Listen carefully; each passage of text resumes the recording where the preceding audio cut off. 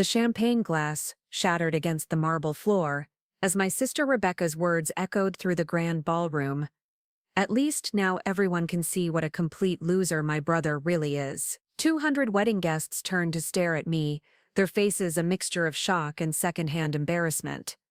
But what happened next would change everything they thought they knew about Marcus Thompson. I'd love to know which corner of the globe you're watching from.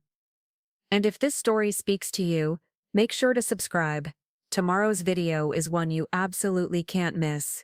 The Riverside Country Club had never looked more magnificent. Crystal chandeliers cast dancing shadows across the ivory walls, and white roses cascaded from every surface like something out of a fairy tale. Rebecca had spared no expense for what she called the wedding of the century, though I suspected our parents' credit cards might disagree with that assessment.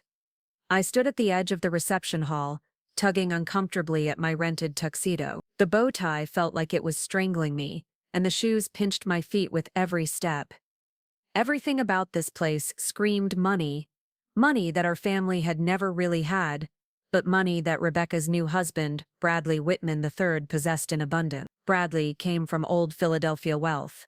His family owned a chain of luxury hotels across the East Coast, and their wedding registry read like a catalog from stores I couldn't even pronounce. Rebecca had met him during her senior year at Penn State, where she was studying marketing and he was getting his MBA.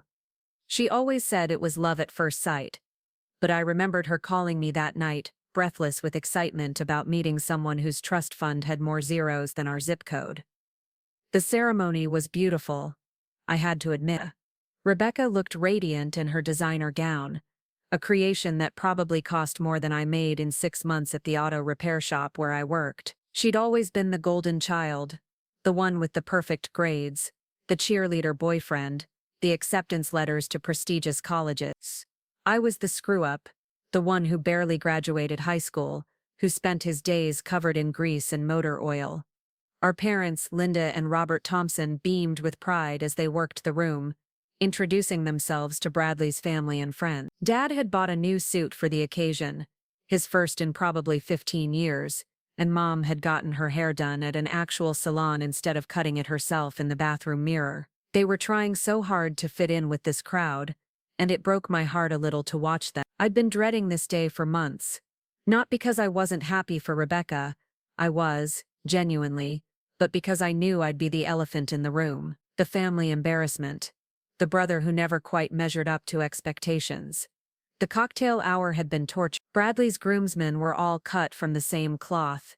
Ivy League educations, corporate jobs, weekend houses in the Hamptons. They spoke in code about stock options and market projections while I nursed a beer and tried to blend into the wallpaper. When they bothered to include me in conversation, it was with the kind of polite condescension you'd show to a child. "Marcus," one of them had said, a guy named Preston with perfectly styled blonde hair and a watch that probably cost more than my car. "Rebecca mentioned you work with your hands. That's so—" I'd wanted to tell him that there was nothing authentic about patronizing someone, but I bit my tongue. This was Rebecca's day, and I wasn't going to ruin it with my attitude. The dinner had gone smoothly enough. I was seated at a table near the back with some distant cousins and family friends, people who knew me before Rebecca had transformed into Mrs. Bradley Whitman III. We talked about normal things, the weather, sports, Uncle Jerry's retirement from the post office. It felt like a refuge from the artificial glamour surrounding us. But then came the toasts. Bradley's best man, a Wall Street type named Harrison, went first with a speech full of inside jokes about golf tournaments and business school adventure. Then came Rebecca's maid of honor, her college roommate, Catherine, who talked about late-night study sessions and dreams of the perfect wedding. I wasn't supposed to give a speech. That honor was reserved for our father, who stood up with his prepared remarks about watching his little girl grow up and finding the perfect man to take care of her. His hands shook slightly as he held the microphone, and I could see him sweating under the bright light. That's when Rebecca decided to go off script. She stood up, radiant in her designer gown, and took the microphone from Dad. "I just want to add something," she said, her voice carrying easily across the silent room. "This day means everything to me because I'm finally surrounded by people who believe in success, who understand what it means to build something meaningful with your life. Her eyes found mine across the room, and I felt my stomach drop. Growing up, I was always told that family comes first, that blood is thicker than water. But sometimes, she paused, and I could see the champagne working its magic, loosening her tongue and her inhibition. Sometimes you have to acknowledge when someone in your family just isn't living up to their potential. The room had gone completely quiet. Even the servers stopped moving, sensing that something significant was happening. My brother Marcus has had every opportunity to make something of himself. Our parents worked 2 jobs each to put us both through school. They sacrificed everything so we could have better lives. And while I'm here celebrating my marriage to an incredible man who shares my values and ambitions, Marcus is still, she gestured vaguely in my direction, and I felt every eye in the room turn toward me. Well, let's just say that some people are content to stay exactly where they are, no matter how much potential they waste. The silence stretched on for what felt like hours. I could feel the heat rising in my cheeks, could sense the mix of pity and embarrassment radiating from the guests around me. This was it, the moment I'd been dreading, played out in front of 200 strangers. But Rebecca wasn't done. I love my brother. I really do. But sometimes, love means being honest about someone's limitations. And honestly, she raised her champagne glass in a mock toast. At least now everyone can see what a complete loser my brother really is. That's when I stood up, my chair scraping against the marble floor with a sound like fingernails on a chalkboard. The champagne glass slipped from my numb fingers and exploded against the floor in a shower of crystal and golden liquid. 200 faces turned toward me, waiting to see how the family disappointment would handle this public humiliation. Some looked sympathetic, others curious, a few openly uncomfortable with what they'd just witnessed. I opened my mouth to respond, to defend myself, to say something, anything that might salvage what was left of my dignity.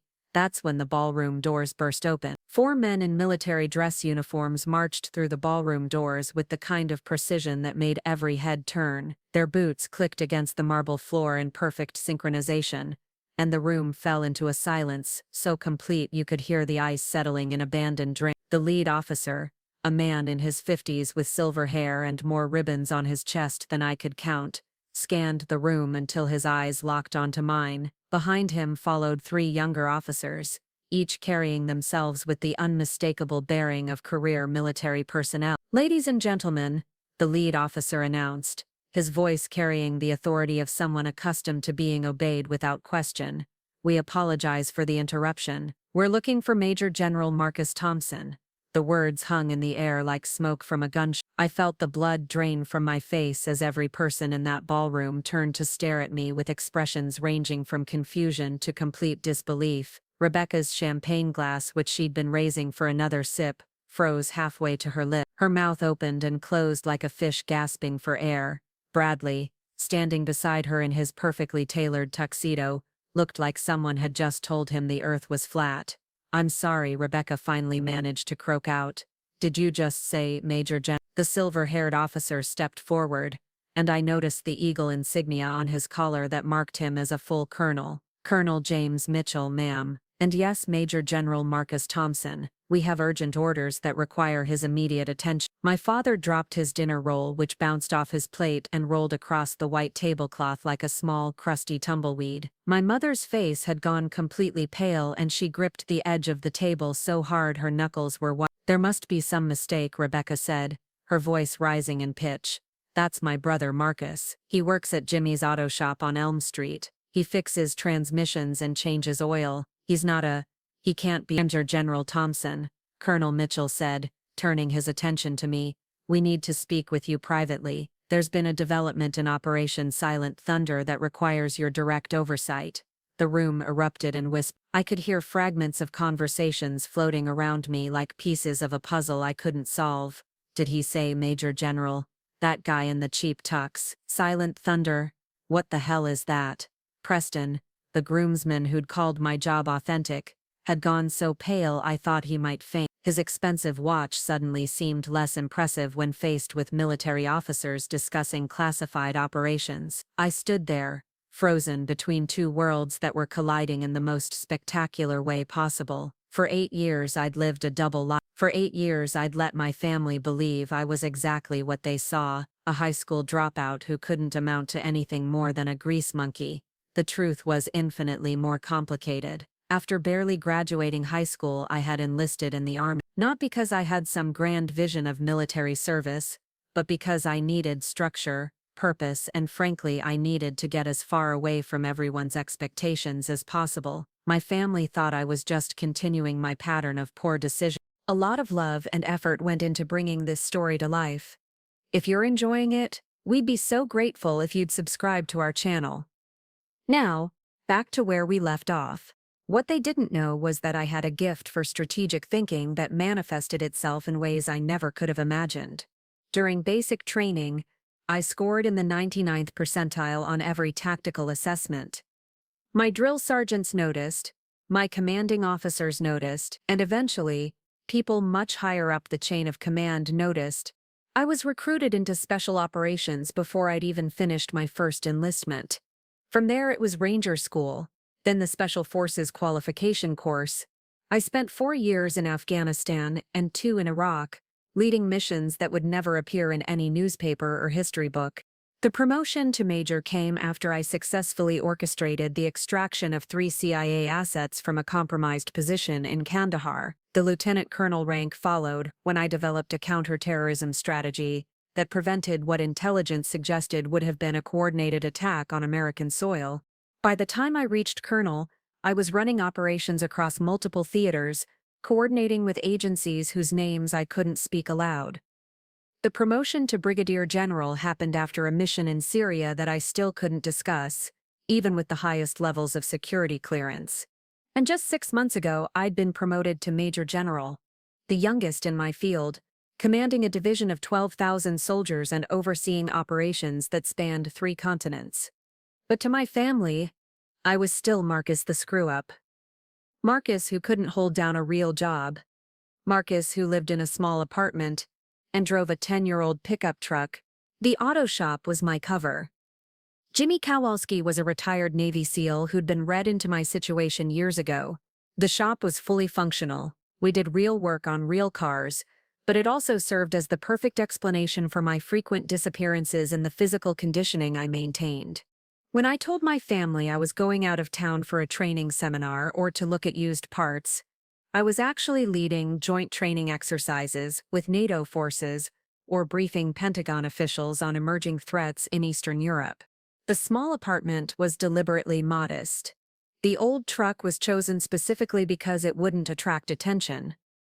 Everything about my civilian life was carefully crafted to maintain operational security while allowing me to stay connected to the family that had no idea who I really was.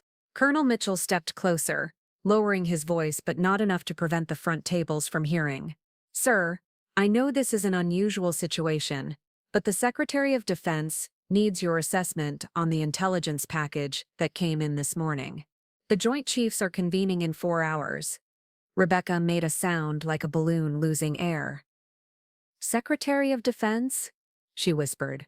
Bradley, who moments earlier had been the most important person in the room, looked like he'd been struck by lightning.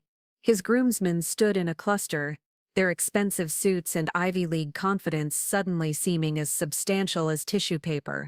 "And sir," Colonel Mitchell continued, reaching into his jacket, "your security detail is waiting outside. Given the nature of the current threat assessment, we can't have you traveling without proper protection." He handed me a secure phone, the kind that looked ordinary but contained encryption technology that cost more than most people's cars. The screen was already displaying an urgent message from CENTCOM. My mother finally found her voice. "Marcus." The single word carried years of confusion, disappointment, and now a dawning realization that nothing she'd believed about her son was true. The 3 junior officers stepped forward in unison. "Major General Thompson," one of them said, "your helicopter is standing by for immediate transport to MacDill Air Force Base." The word helicopter seemed to break whatever spell had fallen over the room. Suddenly, everyone was talking at once, a cacophony of disbelief and frantic questions. I looked at Rebecca, still frozen with her champagne glass suspended in midair, her face cycling through expressions like a broken slot machine. This was the moment of truth, literally. 8 years of carefully maintained deception was crumbling around me like a house of cards in a hurricane. But before I could say anything, before I could begin to explain the unexplainable, my secure phone buzzed with an incoming call that would change everything once again. The caller ID on the secure phone displayed a single word that made my blood run cold: POTUS. I stepped away from the table, pressing the encrypted device to my ear while 200 wedding guests watched my every move. Major General Thompson. Marcus, thank God we found you. The voice belonged to President Sarah Chen, and she sounded like she hadn't slept in days. We have a situation that requires your immediate expertise. How quickly can you get to Washington? Behind me, I could hear Rebecca's voice crack as she tried to process what was happening. The president? She whispered to no one in particular. My brother is talking to the president. I'm in Philadelphia, Madam President. Colonel Mitchell says there's a helicopter standing by. Good. Marcus, I need you to listen carefully. Operation Silent Thunder has been compromised. We have intelligence suggesting a coordinated strike against 3 major infrastructure targets within the next 12 hours. Your counterterrorism protocols are the only framework we have that can handle something of this magnitude. The weight of her words settled over me like a lead blanket. Silent Thunder was a classified program I'd developed over the past 2 years, a comprehensive response strategy for multi-vector terrorist attacks on American soil. It involved coordination between 17 different agencies and had never been fully implemented. What kind of targets are we looking at? I asked, walking toward the ballroom's French doors to get some distance from the crowd. Power grids, communication networks, and transportation hubs. If they succeed, they could cripple the eastern seaboard for weeks, maybe months. Through the glass doors, I could see the helicopter President Chen had mentioned. A sleek Black Hawk with no identifying markings, rotors already spinning. 2 figures in tactical gear stood beside it, their faces hidden behind night vision goggles despite the early evening light. Madam President, I need 20 minutes to brief my security team. Marcus, you don't have 20 minutes. The NSA intercepted chatter suggesting the timeline may have accelerated. We need you airborne in 5. I turned back toward the ballroom, where chaos was beginning to erupt. Rebecca had sunk into her chair, staring at me like I was a stranger. Bradley stood behind her, his hand resting protectively on her shoulder, but his eyes were fixed on me with a mixture of awe and suspicion. My parents were having an animated conversation with Colonel Mitchell, their voices rising as they demanded explanations for things that couldn't be explained. Dad kept pointing at me and saying, "That's my boy, my Marcus," as if repetition could make the impossible make sense. But it was the other reactions that caught my attention. Preston and his fellow groomsmen were huddled together, whispering urgently among themselves. I caught fragments of their conversation. Government contractor, black ops, probably CIA. They were trying to rationalize what they'd witnessed, to fit it into a worldview where their assumptions about success and failure remained intact. The truth, that the man they'd dismissed as a blue-collar nobody outranked every officer in the Pentagon, was simply too radical to accept. Sir? Colonel Mitchell approached me with practiced discretion. We've received word that your departure window is closing rapidly. I nodded, ending the call with the president. The next few minutes would determine whether my carefully constructed double life could survive this exposure, or whether everything would come crashing down. Walking back to the family table felt like crossing a minefield. Every step brought me closer to conversations I'd never wanted to have, explanations that would sound like fantasy even to the people who knew me best. Marcus Anthony Thompson. My mother said, using my full name the way she had when I was in trouble as a child. You need to tell us what the hell is going on right now. Linda Thompson was not a woman who used profanity lightly. Hearing her curse in front of 200 wedding guests was almost as shocking as everything else that had happened. Mom. 8 years, she continued, her voice rising with each word. 8 years we've worried about you, made excuses for you, defended you to people who said you'd never amount to anything. 8 years we've watched you work at that garage, living in that tiny apartment, driving that beat-up truck, and all this time you've been what? Running the army? Not running the army, Mom. I'm a division commander. Don't you dare try to minimize this, Dad interrupted, standing up from his chair with shaking hands. Don't you dare stand there and act like this is normal. We mourned for the son we thought was wasting his life. And meanwhile what were you doing? What couldn't you tell us? The pain in his voice cut deeper than Rebecca's insults ever could. I'd spent so many years protecting them from the truth that I'd forgotten how the lies might wound them. I was protecting national security, I said. The words sounding hollow even to me. The missions I've been involved in, the operations I've commanded, they're classified at levels that require complete compartmentalization. That means no one outside the chain of command can know. Not family, not friends, no one. Rebecca finally found her voice again. So all those times you missed Christmas dinner because you had to work? All those family reunions where we made jokes about Marcus and his dead-end job? All those times Mom cried because she thought her son was a failure? Each question hit like a physical blow. I'd told myself that the sacrifice was necessary, that protecting them from the truth was more important than their opinion of me. Now I was beginning to understand the true cost of that decision. Every absence was operational, I said. Christmas 3 years ago, I was coordinating the evacuation of American civilians from a conflict zone in West Africa.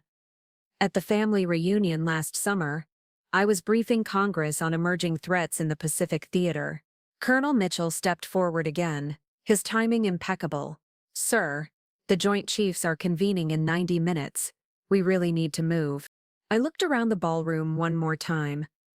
The elegant reception that had seemed so important an hour ago now felt like a scene from someone else's life. The crystal chandeliers, the designer flowers, the carefully arranged table settings, all of it was about to become a memory overshadowed by revelations that would change everything. Rebecca, I said, turning to my sister, I know this doesn't excuse what happened tonight. I know it doesn't make up for letting you believe things about me that weren't true. But I need you to understand that every choice I made was about keeping people safe, including all of you. She stared at me for a long moment, tears streaming down her carefully applied makeup. Who are you? She whispered. I don't even know who my brother is anymore. Before I could answer, one of the junior officers approached with a piece of equipment I recognized immediately.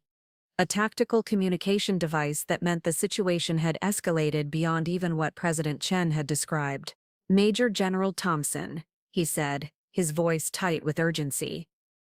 NORAD is reporting anomalous aircraft signatures moving toward the eastern seaboard. We need to get you to CENTCOM immediately. The room erupted in fresh gasps and whispers. Someone near the back called out. Did he say NORAD? I looked at my family one last time. My parents, confused and hurt. My sister still processing the complete upheaval of everything she thought she knew about me. There was so much I wanted to say, so many explanations I owed them.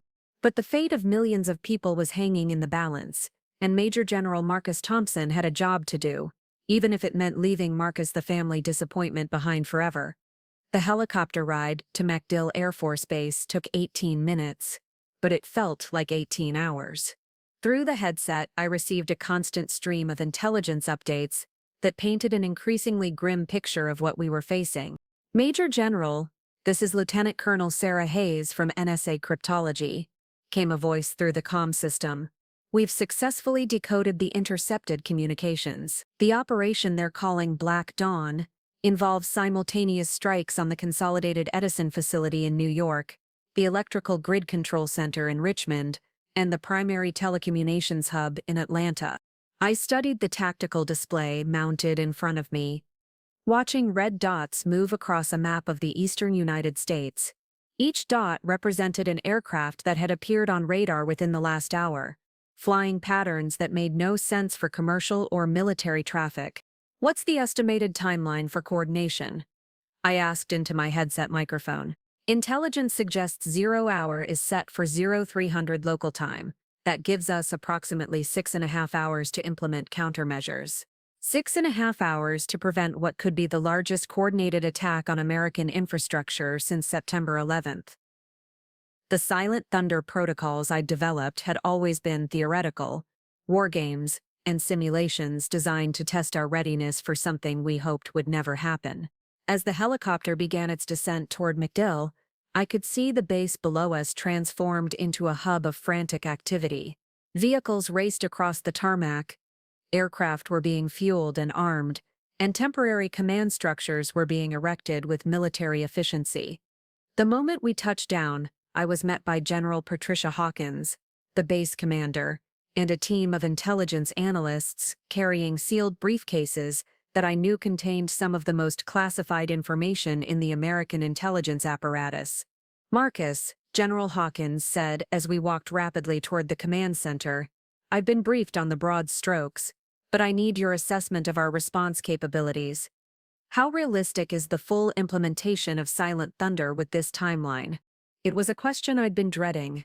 Silent Thunder required coordination between multiple branches of the military, the FBI, Homeland Security, the CIA, NSA, and 17 other agencies. Each organization had its own protocols, command structures, and bureaucratic delays that could prove fatal in a crisis.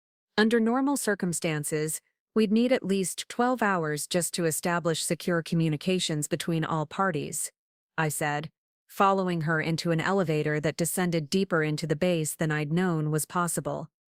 But these aren't normal circumstances.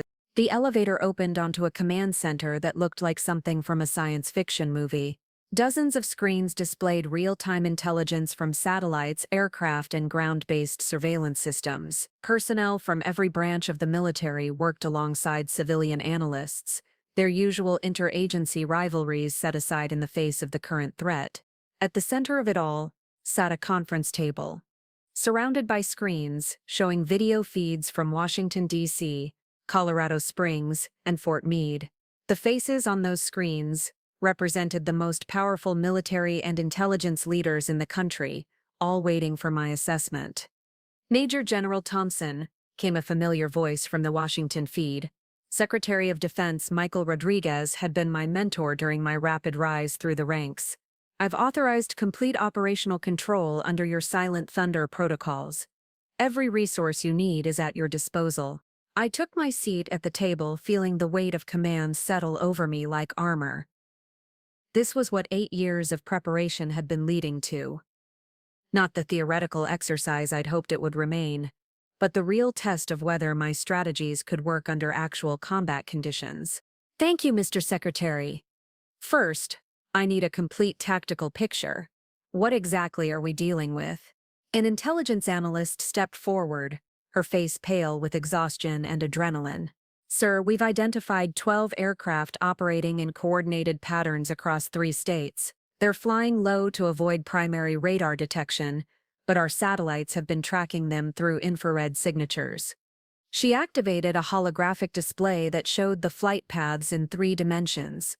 The patterns were elegant in their simplicity and terrifying in their implications. The aircraft are modified cargo planes, each capable of carrying approximately 2 tons of explosive material. Based on their approach vectors, they're targeting critical nodes in the power grid that would cascade into system failures across the entire eastern seaboard. "Casualties?" I asked, though I wasn't sure I wanted to hear the answer. "Conservative estimates suggest immediate casualties in the thousands, but the long-term effects could be catastrophic.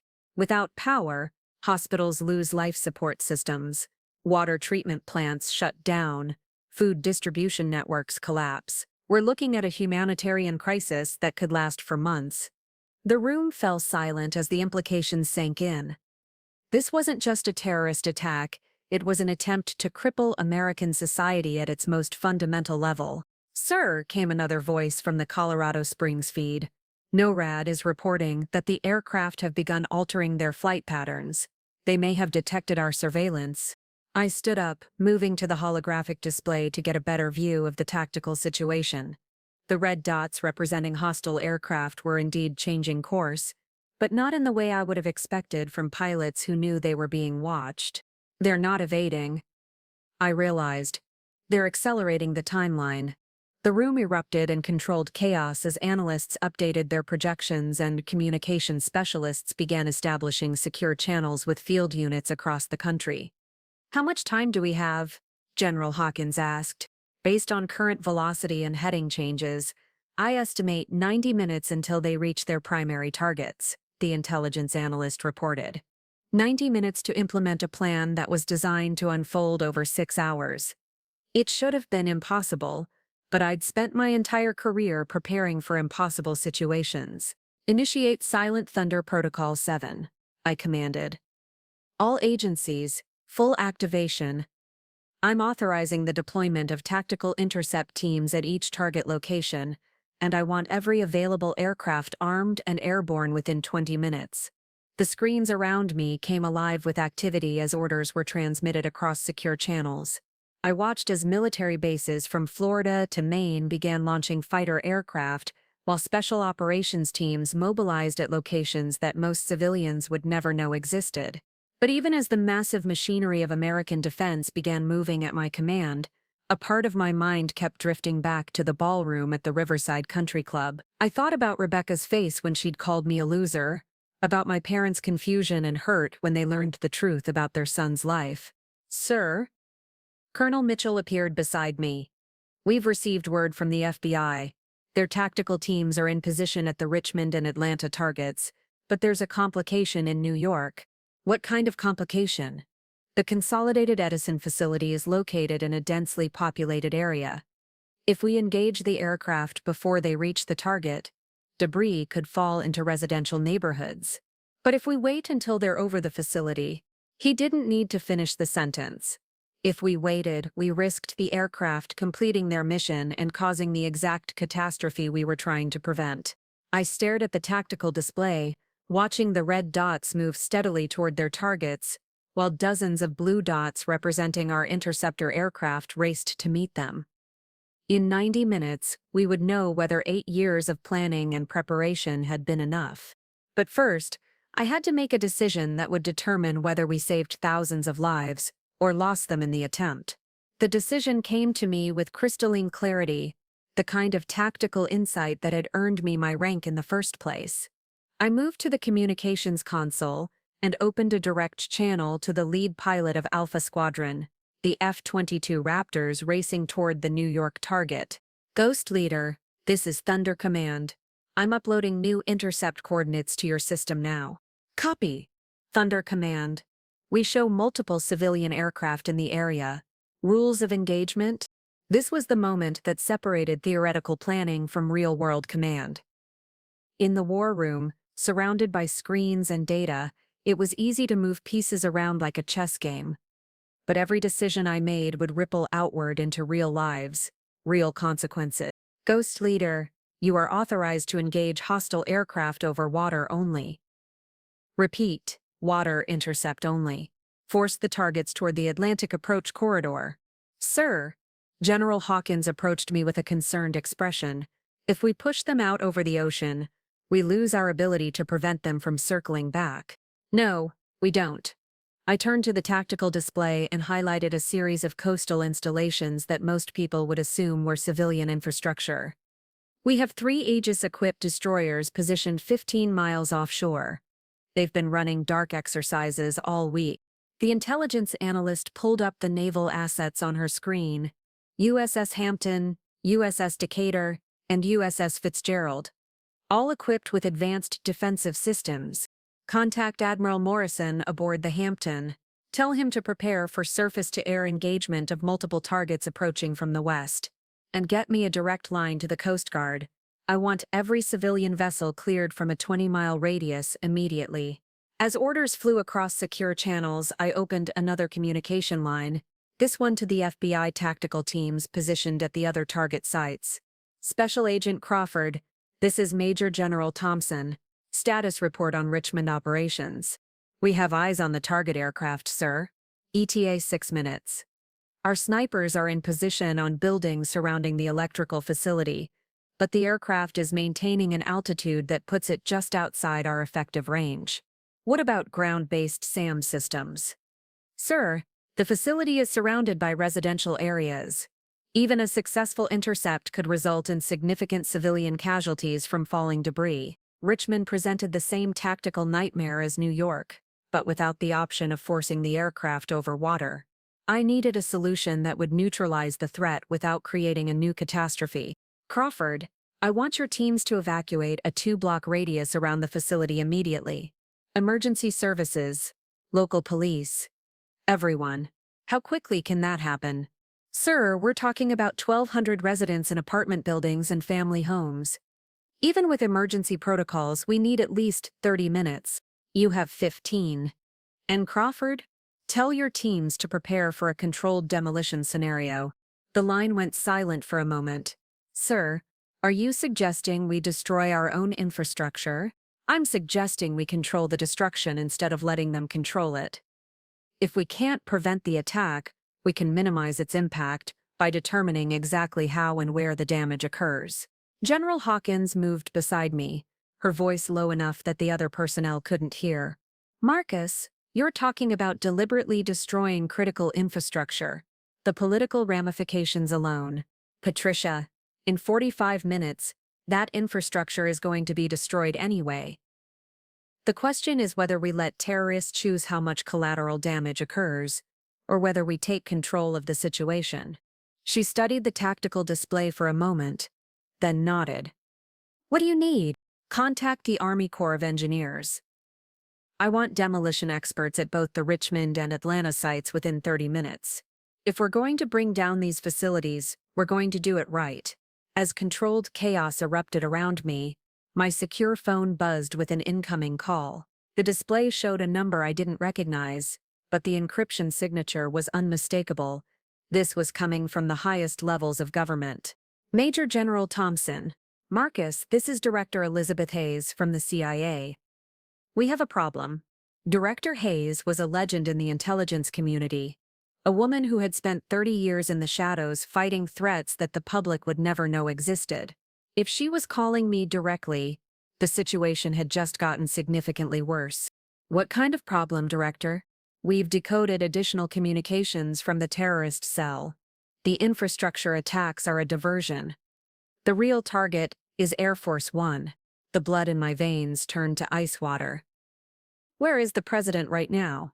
She's en route back from a NATO summit in Brussels. The aircraft is currently over the Atlantic, approximately 4 hours from Andrews Air Force Base. And the threat? We have intelligence suggesting a coordinated missile attack using shoulder-fired weapons, positioned at 3 locations along the flight path. They've been planning this for months, using the infrastructure attacks to draw our defensive resources away from protecting the president. I stared at the tactical display, watching our fighter aircraft racing toward their targets, while a completely different threat developed 4 miles above the Atlantic Ocean. Everything we'd been focusing on, the power grids, the communication centers, the civilian casualties, was exactly what they wanted us to focus on. Director, I need the exact coordinates of Air Force One and a complete manifest of its defensive capabilities. Marcus, you're not authorized for that level of... Director Hayes. I interrupted, my voice carrying the authority of someone who had just been handed operational control of the most complex military operation in recent history. The Secretary of Defense has given me complete operational authority under Silent Thunder protocols. That includes protection of executive assets. There was a pause, then the sound of keyboards clicking rapidly. Upload the data to your secure terminal now. But Marcus, you need to understand, if we redirect resources to protect Air Force One, those infrastructure attacks will succeed. We're talking about choosing between the life of the president and the lives of potentially thousands of civilians. The weight of command had never felt heavier. Through the screens around me, I could watch the movements of hundreds of military personnel, each following orders that I had given. Fighter pilots racing toward intercept coordinates.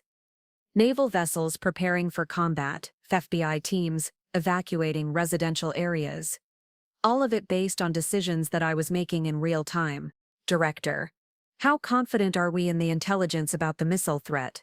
78% confidence based on intercepted communications and satellite imagery of the suspected launch sites.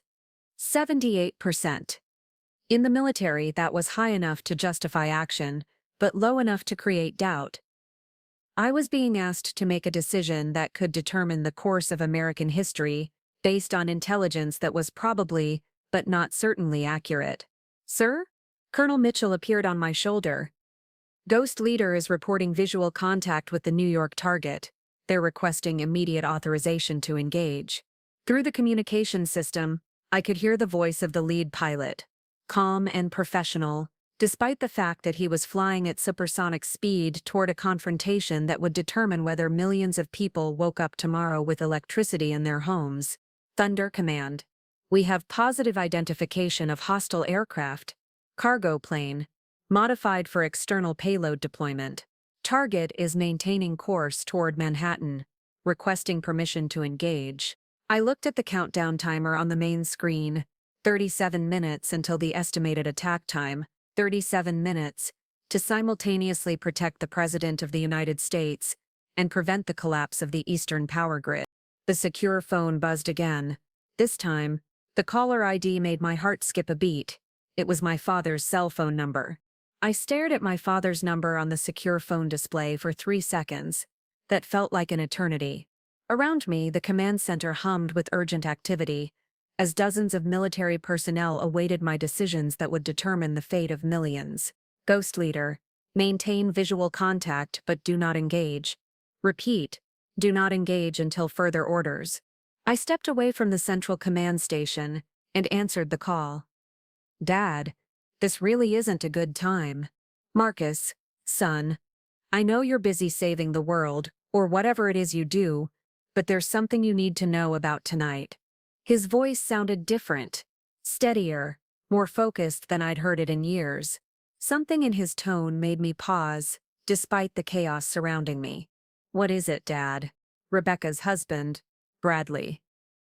There's something about his family that doesn't add up. I've been doing some research since you left, and the Whitman hotel chain has some very interesting financial connections. The words hit me like a physical blow. Dad, what exactly have you been researching? Well, after watching my son get picked up by military helicopters, I figured maybe I should start paying more attention to the people my daughter marries. Did you know that Whitman International has received over $200 million in investments from shell companies based in countries that don't exactly love America? I felt the pieces of a puzzle beginning to snap together in my mind. Dad, I need you to tell me everything you found, and I need you to tell me right now. The money flows through the Cayman Islands, then into Swiss accounts, then gets invested in American infrastructure companies. Hotels, yes, but also security firms, construction companies, and Marcus, they own the company that installed the new security systems at 3 major power facilities on the East Coast. The tactical display in front of me suddenly took on a completely different meaning. The infrastructure attacks weren't just random acts of terrorism, they were surgical strikes designed by someone with intimate knowledge of the target facilities. Which facilities, Dad? Richmond Electrical Grid, the Con Edison plant in New York, and the telecommunications hub in Atlanta. Exactly the 3 targets we'd been preparing to defend. I gestured frantically to Colonel Mitchell, who rushed over with a confused expression. Get me everything we have on Whitman International, I said, covering the phone's microphone. Financial records, security clearances, infrastructure contracts, everything. Sir, with respect, shouldn't we be focusing on the immediate threat? Colonel, the immediate threat might be coming from inside the building. I returned the phone call. Dad, where is Bradley right now? He left the reception about 10 minutes after you did. Said he had some urgent business calls to make. Rebecca was furious. Apparently leaving your own wedding reception to take business calls isn't considered romantic.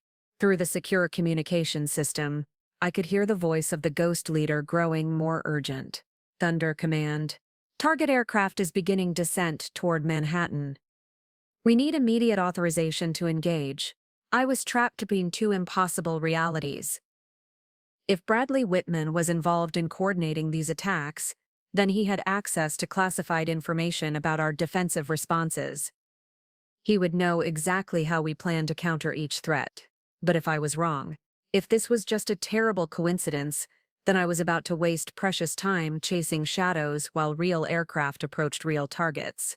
Dad, I need you to do something for me, and I need you to do it without asking questions. Whatever you need, son. Find Rebecca. Find her right now, and don't let her out of your sight. Don't let her talk to Bradley. Don't let her use her phone, and don't tell her why. Can you do that? Marcus, you're scaring me. Dad, I'm scared too, but I need you to trust me on this one. I ended the call and turned to General Hawkins, who was monitoring multiple communication channels simultaneously. Patricia, I need you to authorize a tactical team to the Riverside Country Club immediately. We may have a security breach that compromises the entire operation. She looked at me like I'd lost my mind. Marcus, we have hostile aircraft 30 minutes out from major infrastructure targets, and you want to send resources to a wedding reception. The wedding reception where the groom has financial ties to the exact facilities being attacked, and where he disappeared immediately after learning about our operational response.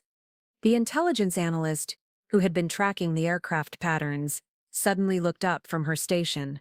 Sir, we're detecting new communication signatures from the hostile aircraft. They're receiving updated flight coordinates. From where? The signals are originating from Philadelphia, specifically from a cell tower approximately 2 miles from the Riverside Country Club. The room fell silent as the implications became clear. Someone at or near the wedding reception was providing real-time intelligence to the terrorist aircraft, adjusting their approach based on our defensive preparations. Ghost Leader, I said into the communication system. How long until intercept? Thunder Command. We are 12 minutes from intercept. But sir, the target aircraft just altered course. They're no longer heading for the Con Edison facility. New heading? They appear to be moving toward a secondary target. Uploading coordinates now. The new coordinates appeared on my tactical display, and my blood ran cold. The aircraft wasn't heading for the power plant anymore. It was heading directly for LaGuardia Airport, where dozens of civilian aircraft were landing and taking off every hour. Sir, the intelligence analyst called out, we're receiving similar reports from Richmond and Atlanta. All 3 aircraft have changed course toward civilian population centers. The strategy was becoming clear with horrifying precision. They had used Bradley's access to our defensive plans to anticipate our countermeasures, and now they were adapting in real time to maximize civilian casualties while minimizing the chance of successful interception. Director Hayes, I said into the secure phone, we need to accelerate the timeline for protecting Air Force One. The infrastructure attacks were never the real goal. They were designed to study our response patterns. Marcus, what are you talking about? They're learning how we react to multi-vector threats. Every decision we make, every resource we deploy, they're gathering intelligence for the real attack. The president's aircraft isn't just a target, it's the final exam. Through the communication system, I could hear the voices of fighter pilots from all 3 intercept teams, reporting the same thing. Their targets were abandoning the original flight plans and moving toward areas where engagement would result in maximum civilian casualties. Sir, Colonel Mitchell approached with a grim expression, we have confirmation that someone is providing real-time tactical intelligence to the hostile aircraft. Our communication intercepts suggest they have detailed knowledge of our defensive capabilities and positioning. The secure phone buzzed with another call. This time, the caller ID showed Rebecca's name. Rebecca? Marcus. Her voice was panicked, barely recognizable through what sounded like static and wind. I found Bradley's phone, and there are messages. Marcus, there are messages about the attacks, about you, about everything that happened tonight. Where are you right now? I'm in Bradley's car, trying to follow him. He left the reception, and Marcus, I think he's heading toward the airport. Philadelphia International Airport, where Air Force One was scheduled to land in less than 3 hours. Rebecca, listen to me very carefully. You need to stop following him right now. You need to pull over, get out of the car, and wait for the police to find you. Marcus, the messages on his phone. They knew you were going to be at the wedding tonight. They knew the military would come for you. This whole thing was planned around you being there. The final piece of the puzzle fell into place with devastating clarity. The wedding hadn't been a convenient location for my exposure. It had been the trigger for the entire operation. Someone had known that revealing my identity in a public setting would force me into command of the defensive response, giving them access to our tactical decisions through Bradley's connection to Rebecca. "Sir," came the voice of Ghost Leader through the communication system, "we have a new problem. The target aircraft just deployed countermeasures. They're jamming our missile guidance systems." I looked around the command center, at the screens showing aircraft moving toward populated areas, at the intelligence feeds revealing the sophisticated planning behind every aspect of this attack, at the countdown timer showing 24 minutes until estimated impact, 24 minutes to save the president, prevent civilian casualties, and stop a coordinated attack that had been planned around my own family connections. And somewhere in Philadelphia, my sister was chasing her husband toward what might be the final phase of the most complex terrorist operation in American history. The next 18 minutes unfolded like a carefully choreographed dance between chaos and precision. I split my attention between 3 simultaneous operations while the countdown timer on the main screen ticked toward 0 with mechanical indifference. "Alpha Team, redirect to Philadelphia International immediately," I commanded. "We have a potential ground-based threat to executive assets." "Thunder Command, we're currently engaged with hostile aircraft over LaGuardia. If we break off now, Bravo Team will handle LaGuardia." "Alpha Team, the president's life depends on you reaching Philadelphia before Bradley Whitman." Through the secure communication channel, I could hear Rebecca's voice crackling with static and fear. She'd remained on the line, providing real-time intelligence about Bradley's movements as she followed him through the streets of Philadelphia. "Marcus, he just pulled into a parking garage near the airport. There are 3 other cars here with men in them. They're all getting out, and they're carrying—" "Oh God, Marcus, they're carrying weapons. Rebecca, get out of there right now. Do not try to be a hero. There's something else." The phone messages. They mention a final authorization code that's supposed to come from someone called Blackbird. "Marcus, I think that's you. I think they need something from you to complete whatever they're planning." The pieces clicked into place with terrifying clarity. They hadn't just planned around my presence at the wedding, they'd planned around my command of the defensive response. Somewhere in the complexity of the Silent Thunder protocols was a vulnerability they intended to exploit. "Colonel Mitchell," I called out, "emergency security review of all Silent Thunder communication protocols. Look for any authorization codes that could be intercepted or duplicated." "Sir, that would take hours to—" "You have 3 minutes." On the main tactical display, I watched as our fighter aircraft engaged the hostile planes over New York and Atlanta. The engagements were successful. Both aircraft were destroyed over unpopulated areas. But I knew these victories were exactly what the enemy had expected.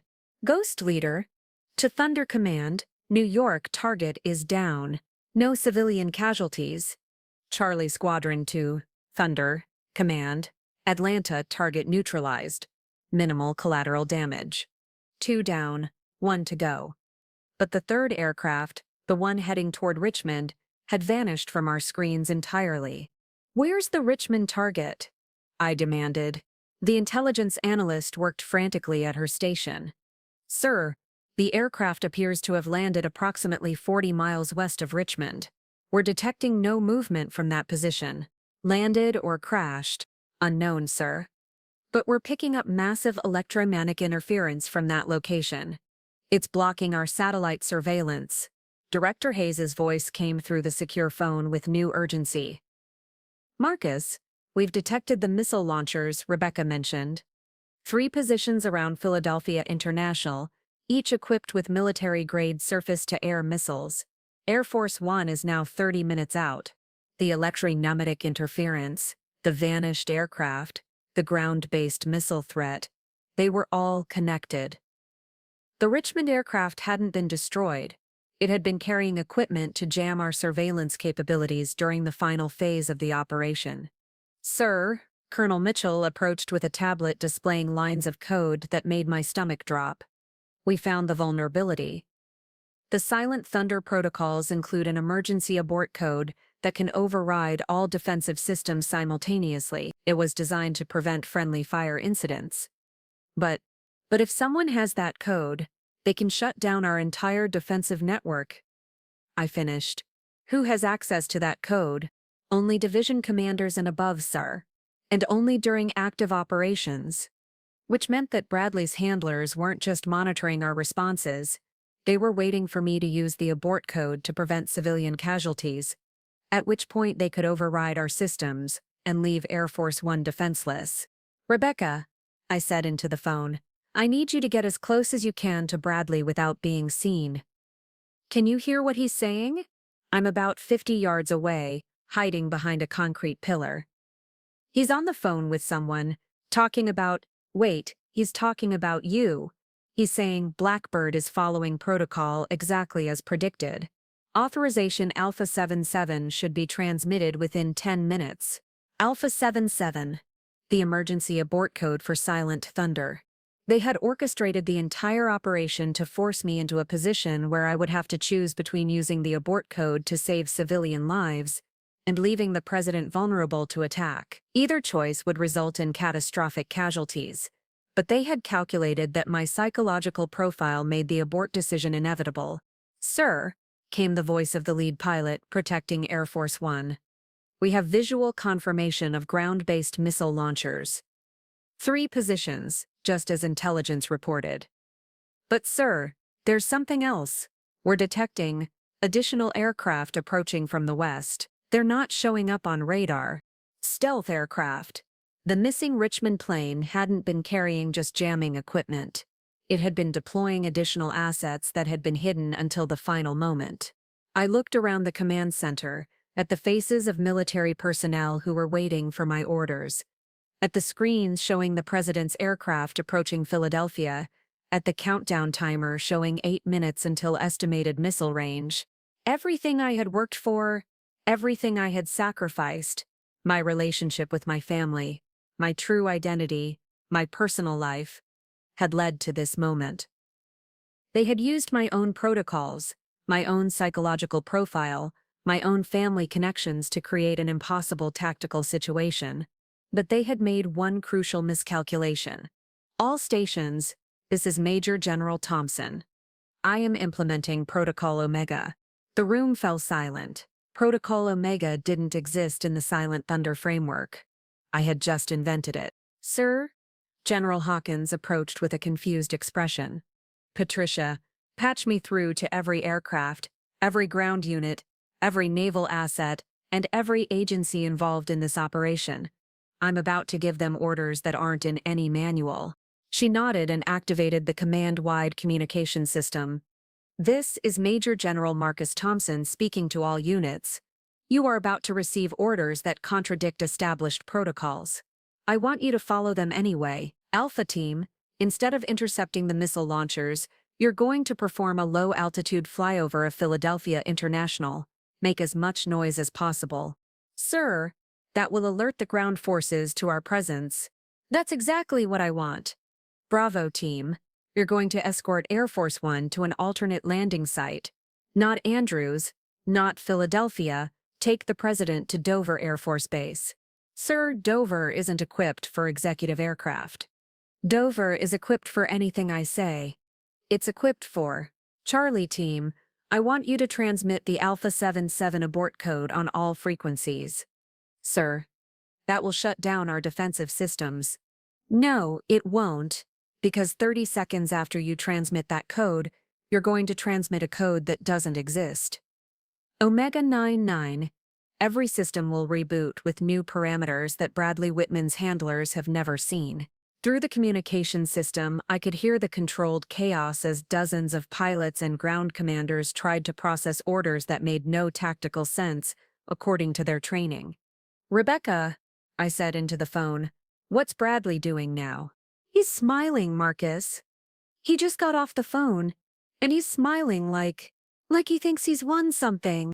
He thinks he has won. In about 60 seconds he's going to realize he was wrong. The next minute was the longest of my life. I watched on the tactical display as Alpha Team performed their noisy flyover of the airport, immediately drawing surface-to-air missile fire that revealed the exact positions of all ground-based threats. Charlie Team transmitted the abort code, causing every defensive system to shut down for exactly 30 seconds before rebooting with completely new protocols. And in those 30 seconds of apparent vulnerability, Bradley's handlers activated their backup plan. A coordinated assault using aircraft that weren't in any intelligence database, flying attack patterns that had never been tested against American defenses. Except now, we were ready for them. All units engage targets of opportunity. You are authorized to use any means necessary to protect the executive aircraft. The next few minutes were a masterclass in controlled military precision. Our pilots, no longer constrained by the predictable protocols that had been compromised, engaged the stealth aircraft with tactics that were improvised in real time. Ground forces stormed the missile positions, while the operators were still trying to understand why their intelligence had suddenly become worthless. Thunder Command. This is Eagle 1, came the voice of the President's pilot. We are on final approach to Dover. All threats have been neutralized. Confirmed, Eagle 1. Welcome home. I sank into a chair for the first time in 3 hours, feeling the weight of command lift from my shoulders. Around me, the command center erupted in controlled celebration, as personnel realized that the most complex terrorist operation in recent history had been successfully countered. Rebecca, I said into the phone, are you safe? I'm fine, Marcus. The FBI just arrived and they're arresting Bradley and about 6 other people. But Marcus, I owe you an apology that's about 8 years overdue. Rebecca, no, let me say this. I called you a loser tonight. I said you were wasting your life, that you weren't living up to your potential. I was wrong about everything, wasn't I? I looked around the command center, at the screens showing friendly aircraft returning to base, at the intelligence reports confirming that the threat had been neutralized, at the faces of military personnel who had just participated in saving thousands of lives. Rebecca, I spent 8 years letting you think I was a failure because I thought protecting you from the truth was more important than protecting myself from your judgment. But tonight taught me something important. What's that? Family isn't about hiding who you are, it's about trusting the people you love to understand why you are who you are. 6 months later, I stood in my dress uniform at the White House, receiving the Presidential Medal of Freedom from President Chen. In the audience, my parents sat in the front row, my mother wiping away tears and my father beaming with pride that he no longer had to hide. Rebecca was there too, divorced from Bradley and working as a consultant for a company that helped military families deal with the challenges of classified careers. She had become an advocate for the families of people whose service required them to live double lives.